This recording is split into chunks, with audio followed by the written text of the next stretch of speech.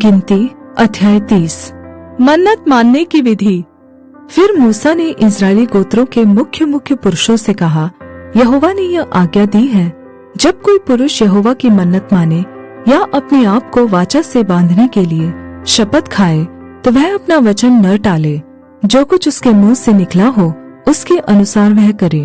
और जब कोई स्त्री अपनी कुंवारी अवस्था में अपने पिता के घर में रहते हुए यहोवा की मन्नत माने व अपने को वाचा से बांधे, तो यदि उसका पिता उसकी मन्नत या उसका वह वचन सुनकर जिससे उसने अपने आप को बांधा हो उससे कुछ न कहे, तब तो उसकी सब मन्नतें स्थिर बनी रहे और कोई बंधन क्यों न हो जिससे उसने अपने आप को बांधा हो वह भी स्थिर रहे।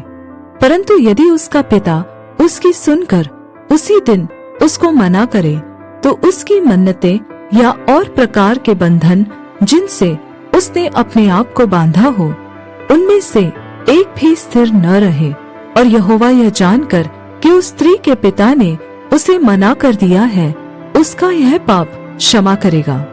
फिर यदि वह पति के अधीन हो और मन्नत माने या बिना सोच विचार किए ऐसा कुछ कहे जिससे वह बंधन में पड़े, और यदि उसका पति सुनकर उस दिन उससे कुछ न कहे, तब तो उसकी मन्नतें स्थिर रहे और जिन बंधनों से उसने अपने आप को बांधा हो वह भी स्थिर रहे।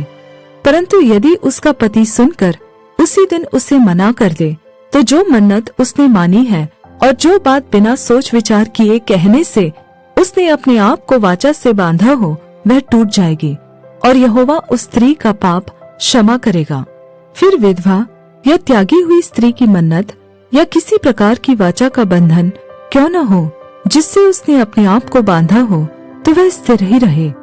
फिर यदि कोई स्त्री अपने पति के घर में रहते मन्नत माने या शपथ खाकर अपने आप को बांधे और उसका पति सुनकर कुछ न कहे और न उसे मना करे, तब तो उसकी सब मन्नतें स्थिर बनी रहे और हर एक बंधन क्यों न हो जिससे उसने अपने आप को बांधा हो वह स्थिर रहे।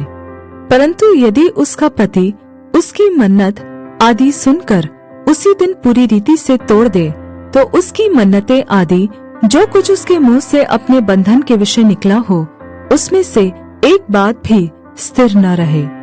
उसके पति ने सब तोड़ दिया है, इसलिए यहोवा उस स्त्री का वह पाप क्षमा करेगा। कोई भी मन्नत या शपथ क्यों न हो जिससे उस स्त्री ने अपने जीव को दुख देने की वाचा बांधी हो, उसको उसका पति चाहे तो दृढ़ करे और चाहे तो तोड़े।